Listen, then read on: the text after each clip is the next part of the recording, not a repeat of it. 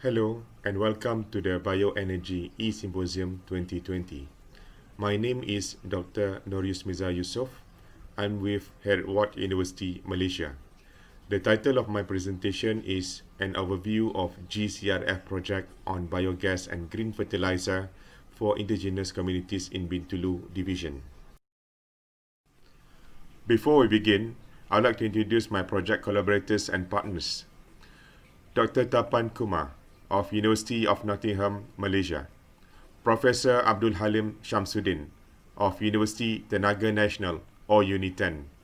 Professor Chan Tarapon Palkon Kulut of King Mongkut University. Dr. Ng Chung Aun of Utah or University Tunku Abdul Rahman.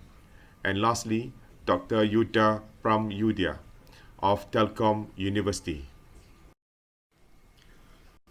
This project aimed at conducting a feasibility study on generation of biogas and green fertilizer from organic waste and their potential utilizations by indigenous communities living around Bintulu, Sarawak, Malaysia.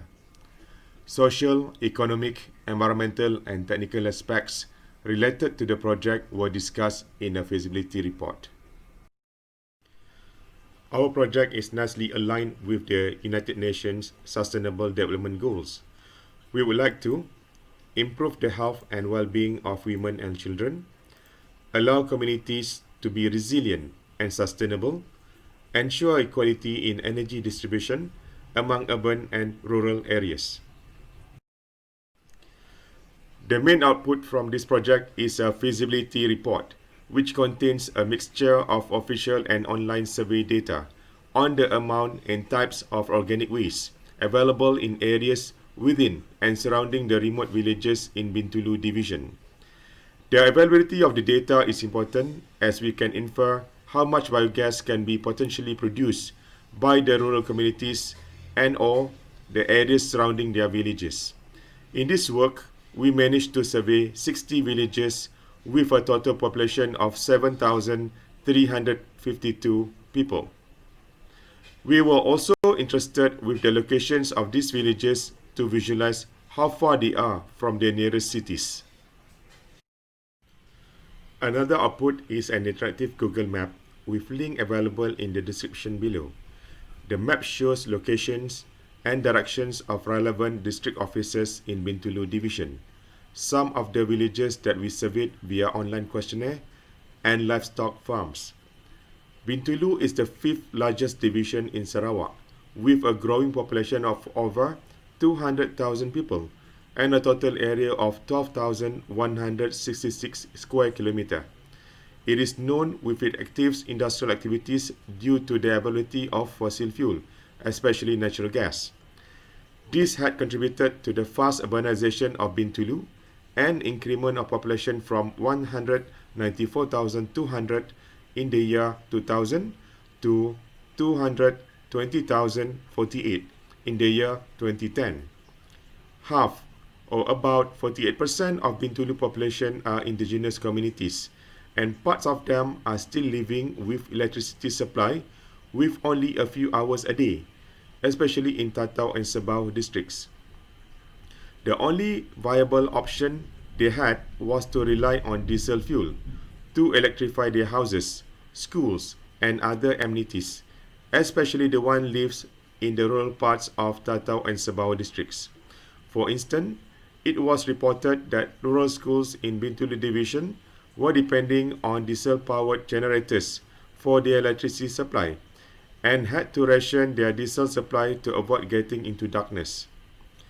Based on information provided by district officers in Tatau and Sabah, we contacted several village heads and ran online survey or questionnaire.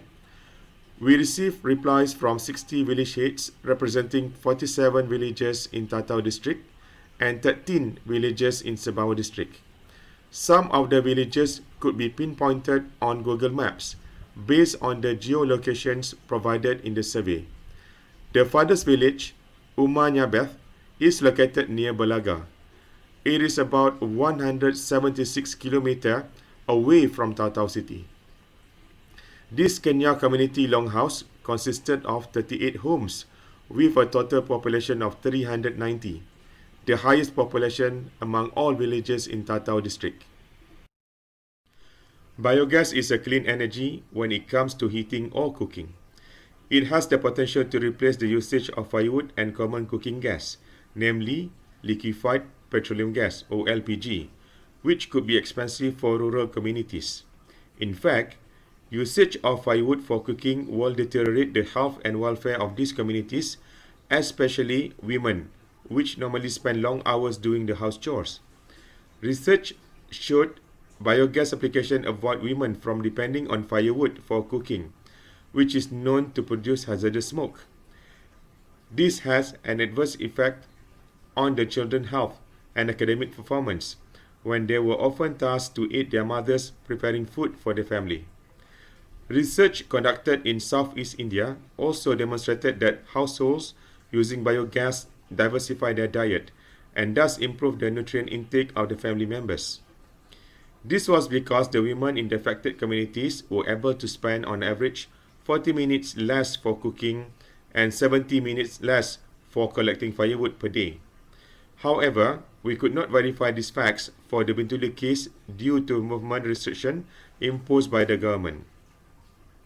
A total of 30 out of 60 villages that we surveyed had no access to 24 hours electricity. Most of them depended on diesel. One village is still dependent on kerosene for lighting and cooking. The weekly cost of diesel vary with the highest at 250 ringgit and the lowest 25 ringgit. The cost of diesel depends largely on its utilization and the size of the generator sets. For example, the highest weekly diesel cost was due to electricity generation for about 6 hours per night. We would like to thank Bintulu Residence Office for approving this work and Sarawak government agencies, namely Department of Agriculture, Department of Veterinary Services, District Officers of Sabah and Tatau for their cooperation and sharing relevant data. Special thanks to Jerosen Jubin, a community leader of Tatau District, and Baiti Tini Nike, an officer at Sabah District Office, for helping us with the distribution of online survey to the heads of villages located in Sabah and Tatau districts. Lastly, we appreciate the help of Mr. Elias Budiman Rahmat, a senior laboratory technician of Heriot-Watt University, Malaysia, in modifying a 1,000-litre IBC tank into a biogas digester. If you require more information, please contact me, Dr. Nooryusmiza Yusoff, at the following address, or email me at n.yusoff@hw.ac.uk, or call me at the following telephone numbers.